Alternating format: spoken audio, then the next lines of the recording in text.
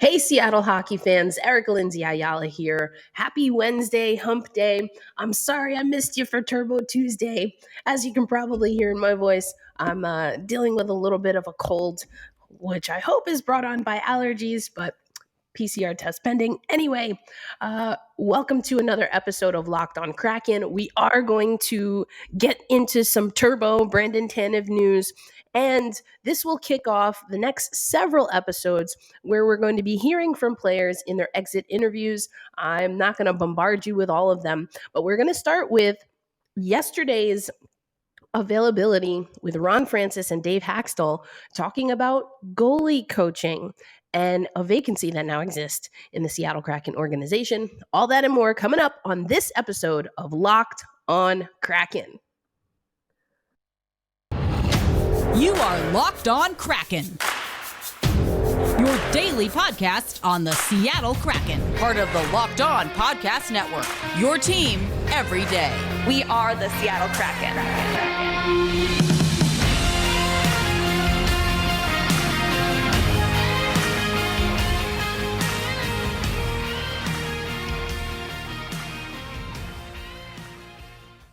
Hey, what do you say, Seattle hockey fans? Welcome to another episode of Locked On Kraken, your daily dose of all things Seattle Kraken. And it is officially the off season for us, but we're still a daily podcast and will be throughout the NHL playoffs. So while we won't be on the ice, especially for those who are listening on audio, pardon my raspy sound, but we won't be playing in the off season, but I will keep you updated about what's going on. And again, we will have the next several episodes where you'll hear from players in their exit interviews.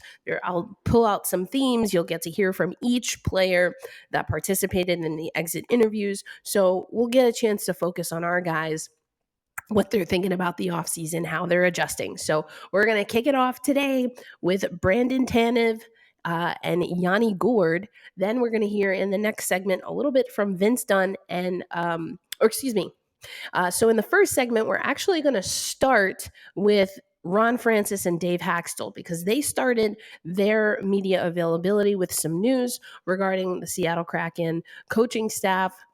And yesterday, Ron Francis announced that the contract of their goalie coach in the first season, Andrew Allen, will not be renewed. That's how the press conference started.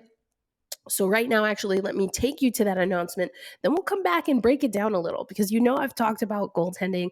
I've talked about just kind of the vibe. I don't know. I'm all about vibes, and the vibes were on again, off again, everywhere, but especially with goaltending. And Dave Hakstol actually addresses that as well. So let's head to that press conference from yesterday. Ron Francis making the announcement, and then Dave Hakstol kind of talking about what some of the challenges per se were in net for the Seattle Kraken this season, but then also how the team and the goaltenders were able to get a little more into Seattle Kraken culture towards the last 20 or 25 games. Okay, let's take you over to Ron Francis and Dave Hakstol speaking yesterday to media as part of the exit interview process to close out the inaugural season. I appreciate everybody being here and certainly appreciate all your coverage during the season. I know it wasn't the easiest of years with COVID and stuff, but appreciate you making it work with us. And we're looking forward to hopefully having a season next year with none of that around, but one never knows at this point. I do, before we get into questions and stuff, did make a decision today to not renew the contract of Andrew Allen, our goalie coach. So he will not be coming back as our goalie coach at this point. So just want to make you aware of that. Other than that, I think Dave and I are ready for questions. Just basically how the season had gone. I thought we struggled early and we just couldn't kind of get out of it. So we figured we'd look in a different direction for next season. It's a unique position. It's tough. Some of it is dealing, sort of with the mental aspect and the confidence and getting guys to feel good. Other things is the ability to pick up little things that maybe, the goaltender is doing or not doing that could be affecting his overall play or position. So you're looking at that aspect as well. Knowing, when to push them, when to, go and look for rest for them. I mean, there's a lot of things that factor into that.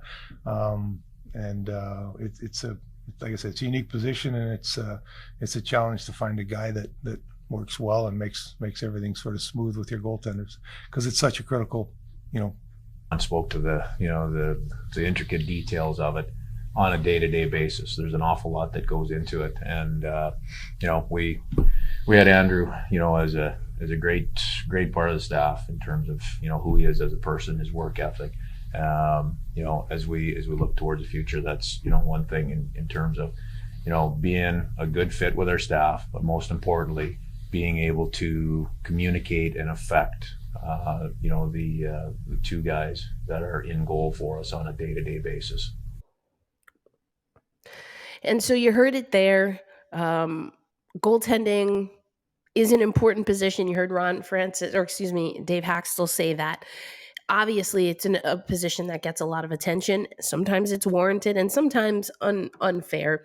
But he talked about Drieger coming in and out of the lineup. We've talked about that so much on Locked On Kraken.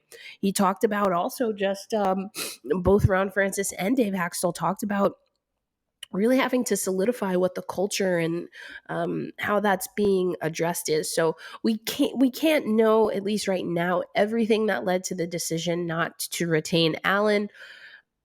That being said, this move to me is important, or it has the potential to be important, because goaltending is something that as a young franchise you're going to want to solidify.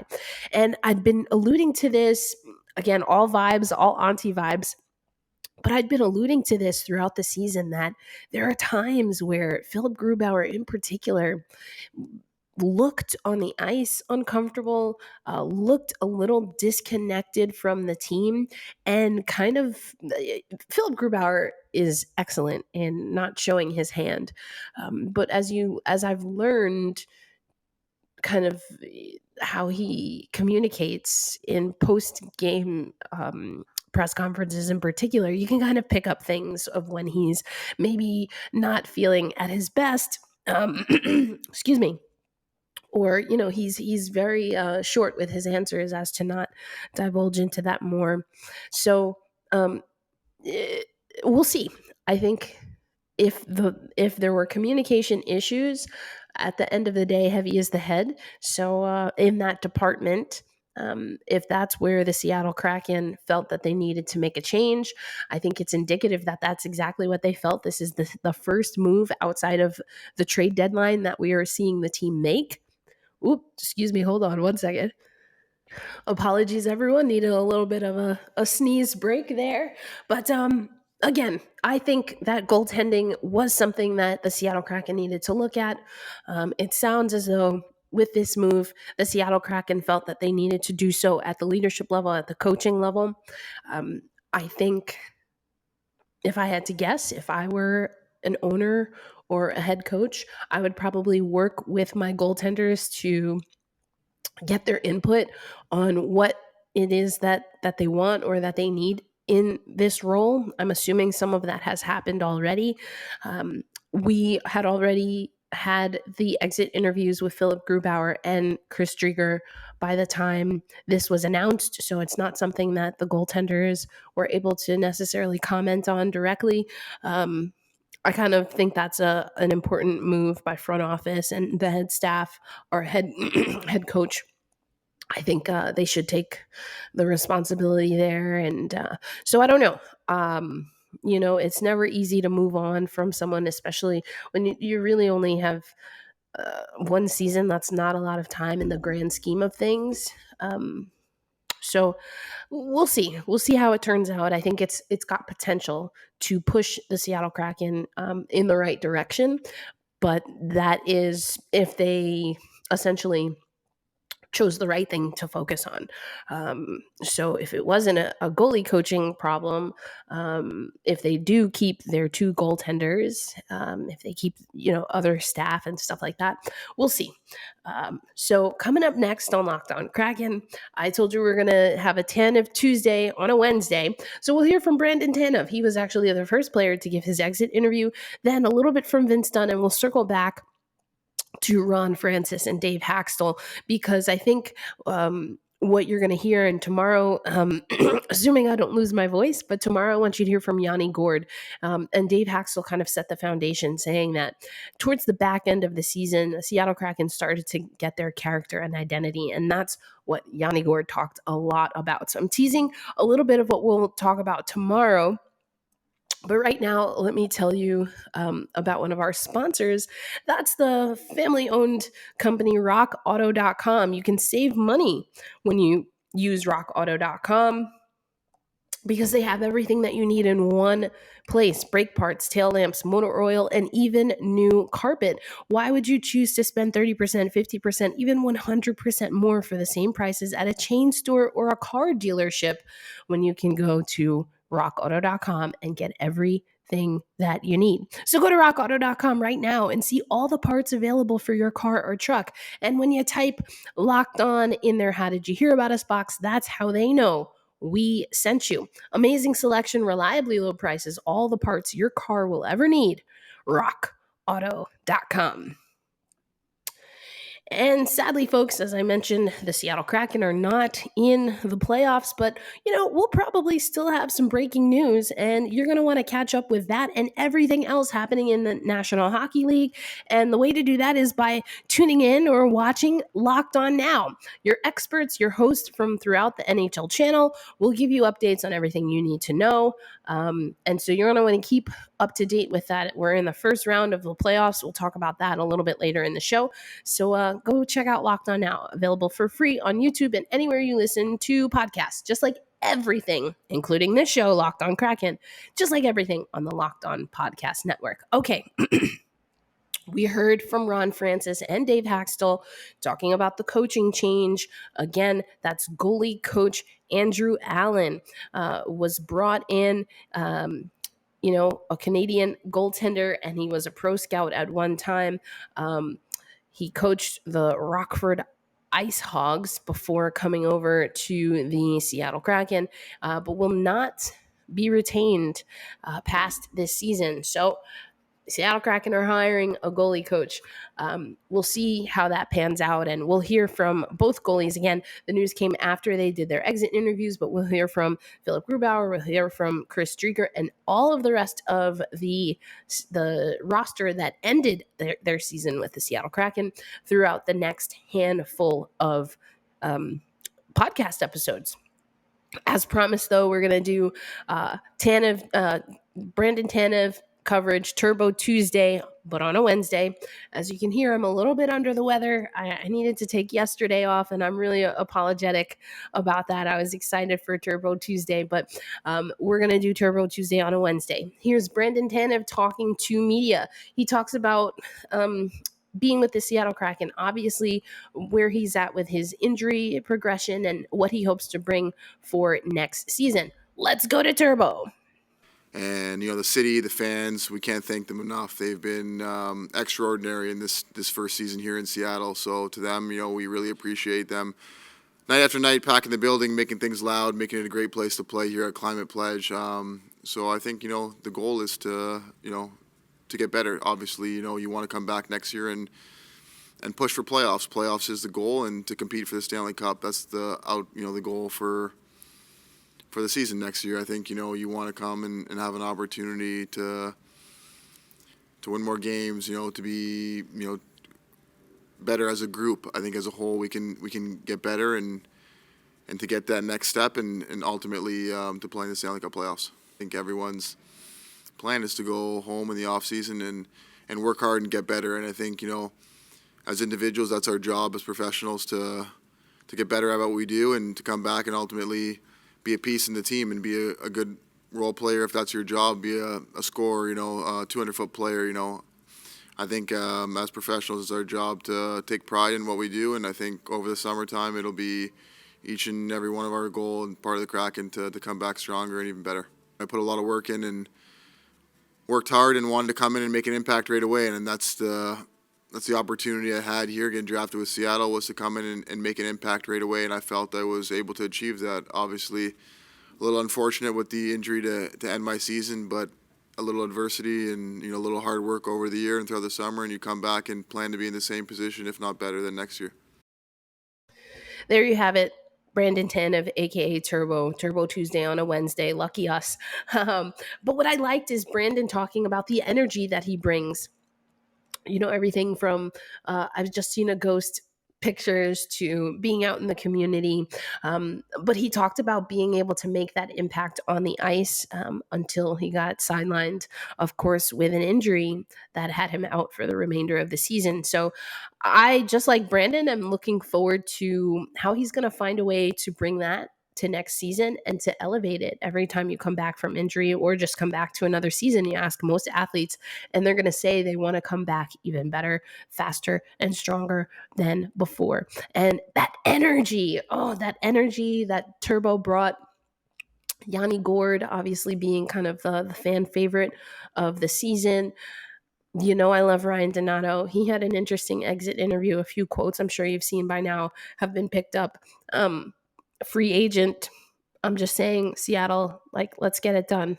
Not that I have an opinion. I definitely have an opinion about Ryan Donato. But we'll get to Ryan. We'll get to Ryan later this week.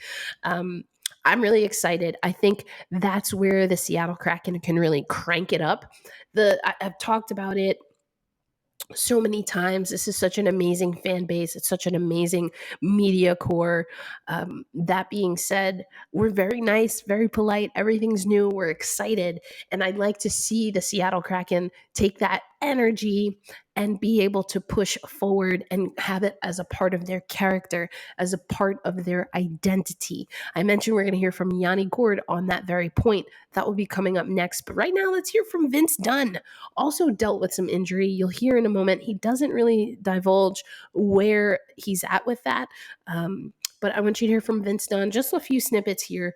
And then on the back end, we'll talk a little bit more about what he was able to do this season.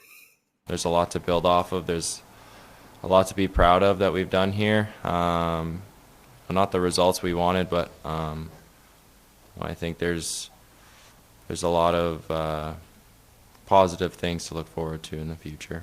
I think most of our wins we worked really hard for, so I think you can almost look at any of our wins. They were complete games. That's how we found ways to win games this year.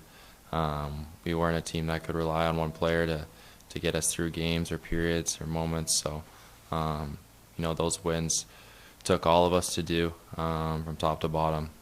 Like you said, improving defensively, I don't think statistically it really shows for many guys on our team with the goal differentials. But I think overall I took a big step in playing against top players. I think when you're playing bigger minutes too, that's a lot more responsibility on you. So, I think I definitely took a stride in the right direction. It wasn't perfect by any means. So that was the amazing Vince Dunn, someone that definitely stood out to me. You heard that he was asked about making history or going down in history, being a Seattle Kraken first player to score. But just talking about how that first game period was really exciting. Let's take a look, though, at his stats. This is what we have from Vince this season in particular.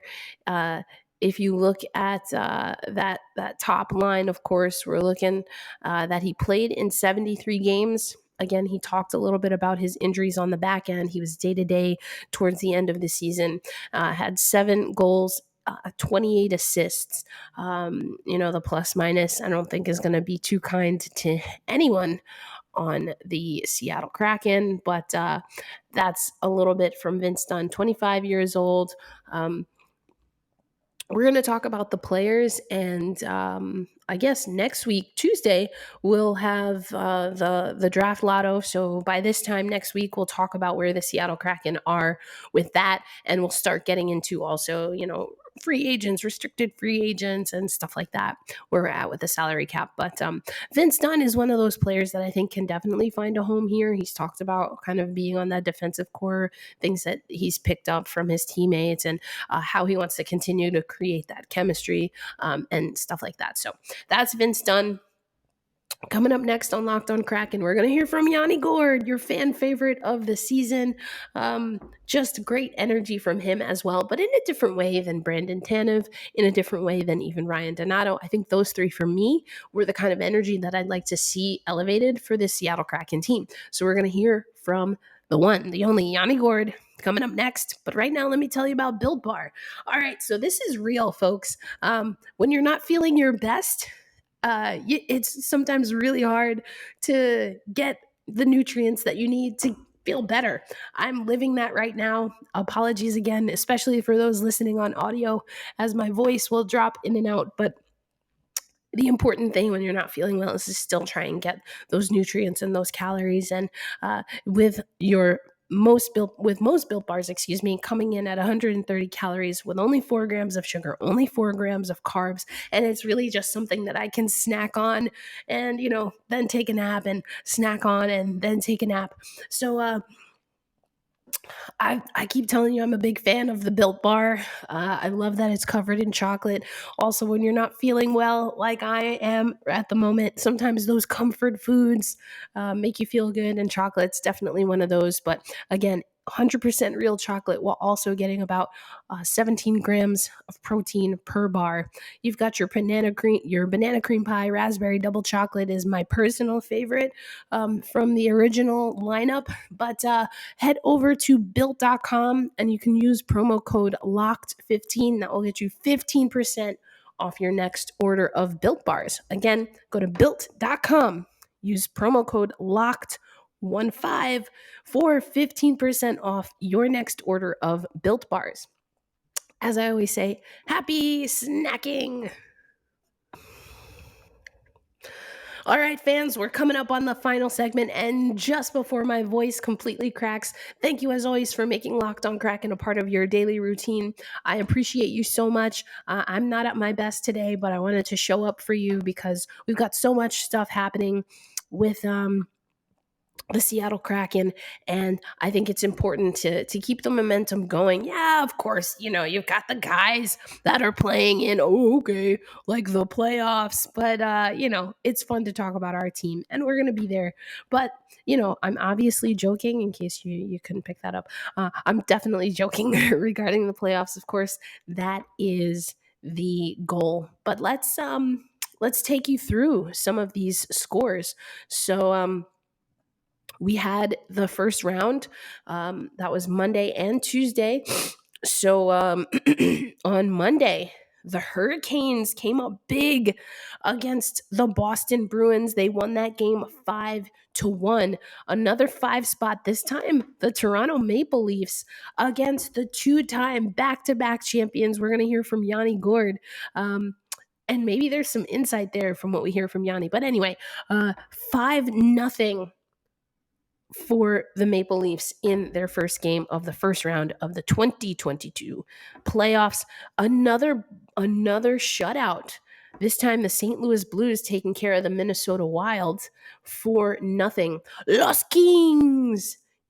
I have nothing but love for Blake Bolden and Francisco X Rivera over at the LA Kings. They take care of the Edmonton Oilers 4-3. So those are Monday's scores. On Tuesday, you had the Penguins and the Rangers.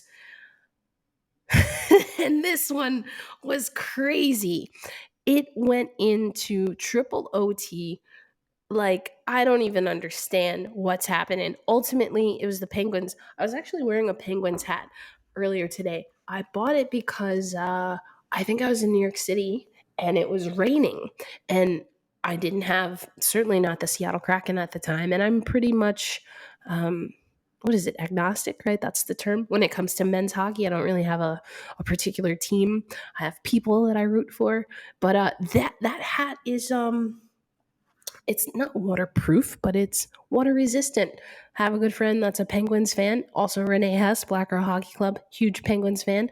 So yeah, I have a Penguins hat and I wear it when it rains. Today's a rainy day, so that's why I was wearing it. Anyway, enough about my hat collection. I like this one. WNBA season starts Friday. Anyway, moving on. I'm wearing a WNBA hat. It's a black hat with the orange logo for those who are listening to audio. Okay.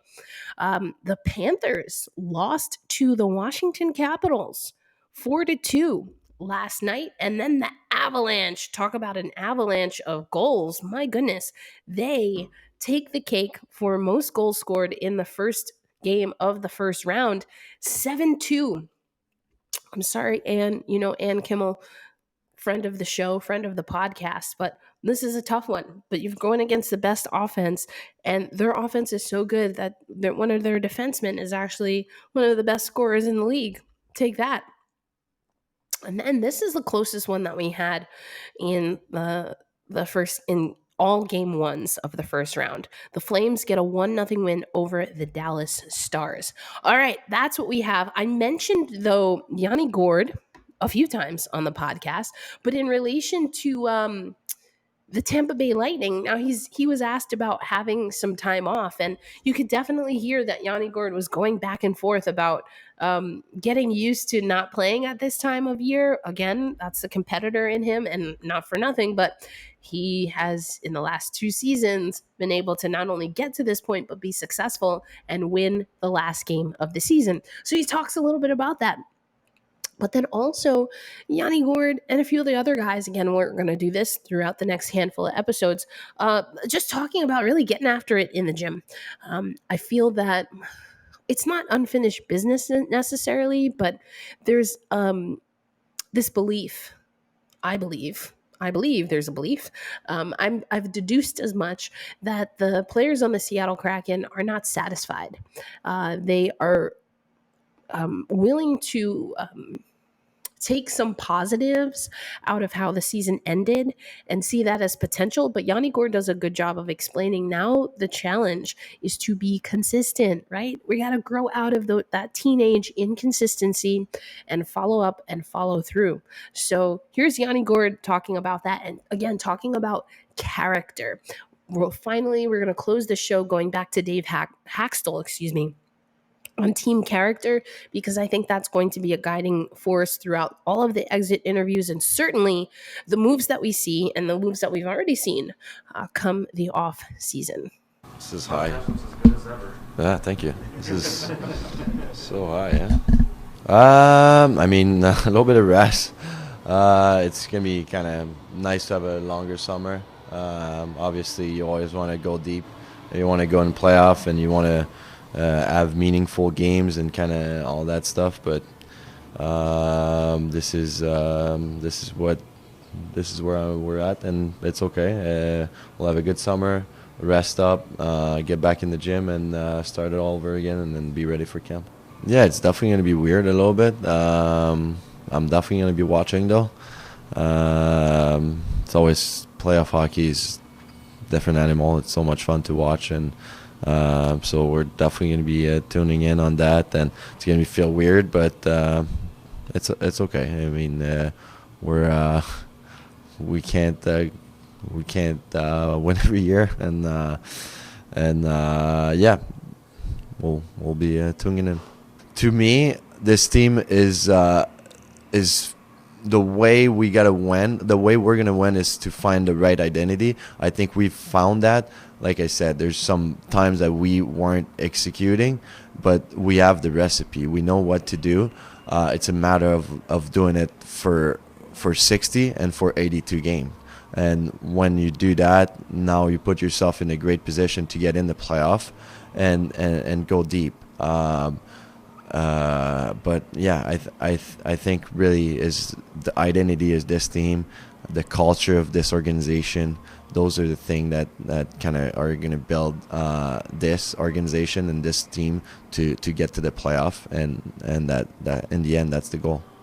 We took a step in the last 2 months of the season in terms of what our team play looked like, in terms of how cohesive we were from a night-to-night basis. And that was evident from my standpoint. There were times during the year early on that we had stretches where we played very well. We had good consistent stretches. We also had stretches where there's a lot of inconsistency to our game, and that cohesiveness takes time to build. And that's one of the real positives coming out of the season, is that we saw a stretch of 20 to 25 games at the end of the year where that team play was there, and it was there on a very consistent basis, which is where you have to start.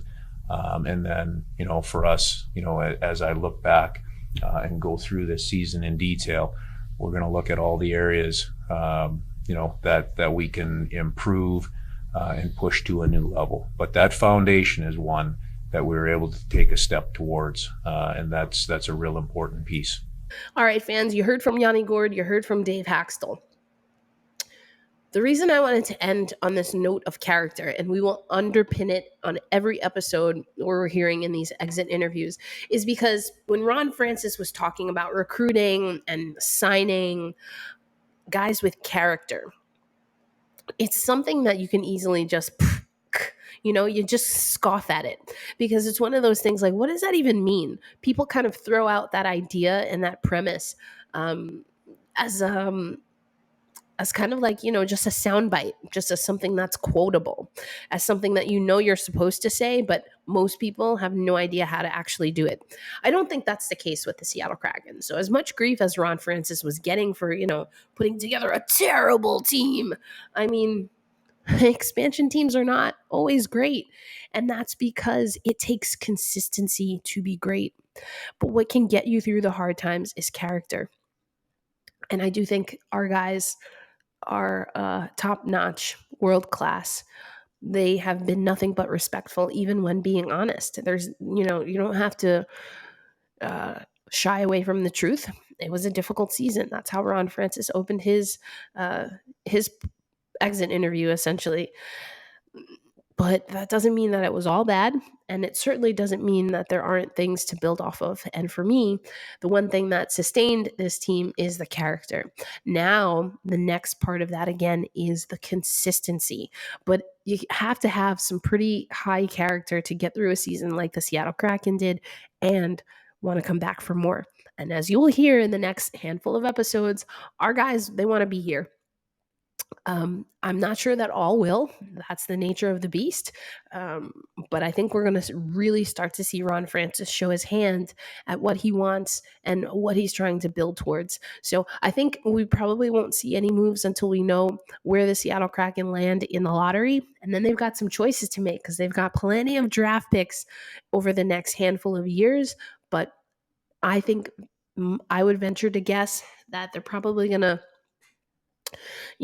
see what happens, especially with these playoffs looming, and pull together a team that can be more consistent than what we saw this year. And I think they did some of that at the trade deadline. So that's our show. I'm only had to sneeze one time through this whole thing, so I'm very happy about that. I'm hoping I do feel a little bit better. I was in North Carolina, and the pollen, I mean, it was like you could rub your finger across, like a chair and have all this pollen. I think between the pollen and the travel, and for those of you who may follow me personally at elindsay08, I launched blackrosymedia.com, and that's going to be a hub for information, sports information that comes from Black women. So whether it's NHL, NFL, or of course women's sports, you will have a place where we are reporting news. Black women and melanated creators. So go check that out. It kind of stunk to be sick during the launch day, but life is what it is. And like I said, hopefully it's nothing more than, unfortunately, I get head colds and sinus infections around this time of year. So hoping that's all that it is. But I hope to be back tomorrow, probably still sounding exactly like this. But we're going to have a good time. And hey, it's a good thing I've got plenty of interviews to carry us through, so you don't have to hear my raspy voice. But as always, I before I close, I should say that I guess on Monday's show, I made mention that I want to, for the rest of the shows, moving forward, be able to take some time out. I obviously am not feeling well today. I really was going to hop on yesterday, but I took some time and I had to set a boundary. And that's my lesson, my wellness tip of the day is to set those boundaries. And there's something I saw on Instagram, and the person said, setting boundaries is all about what you are or aren't going to do. And so I made the choice to say, I am going to get some rest today. And I think it definitely was the right move. Well, I said that to myself yesterday. But so I just want to encourage you to know your body, know when you can kind of push through, and know when it's time to take some rest. So I hope that's helpful for one or more of you. I know it was a good lesson and a good reminder for me, but I hope that that rest will keep us on schedule for the rest of the week until tomorrow. Hopefully, hold fast, stay true, stay hydrated, and let's go Kraken.